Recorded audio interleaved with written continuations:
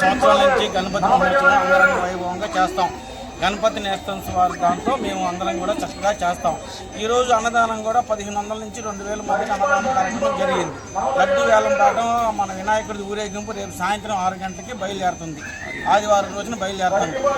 అందరూ కూడా మాకు కుల మత భేదాలు లేకుండా అందరూ కూడా అందరూ సహకరిస్తారు. మేమందరం టీంగా ఏర్పడి గణపతి నేస్తంతో ప్రతి సంవత్సరం కూడా చక్కగా అంగరంగ వైభవంగా జరుపుతాం. మాకు గెస్టులుగా వచ్చిన వాళ్ళు మన నజీర్ అహ్మద్ గారు, 1 టౌన్ ఎమ్మెల్యే గారు వచ్చారు. ఆ తర్వాత డిప్యూటీ మేయర్ గారు వచ్చారు, భరతరెడ్డి గారు వచ్చారు. ఆ తర్వాత ఈరోజు పెమ్మసాన గారి తమ్ముడు గారు అయినటువంటి రవిశంకర్ గారు కూడా ఇచ్చేశారు. అందరూ మాకు చక్కగా ఉంది బొమ్మ అని చెప్పని కూడా చెప్పారు. ఇంత గొప్పగా మన వినాయకుడి పండుగను జరుపుకుంటాం. ఎంతో నాకు బాగా సంతోషంగా ఉంది. కుల మతాలు భేదాలు లేకుండా అందరూ వార్డులో బాగా జరుపుకుంటున్నారు. ఊళ్ళో వారి చేస్తున్నారు. అన్నదాన కార్యక్రమాలు కానీ నిన్న కానీ మా వార్డు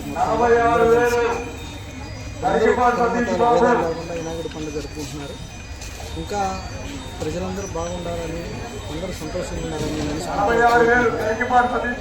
థ్యాంక్ యూ. గణపతి నేస్తం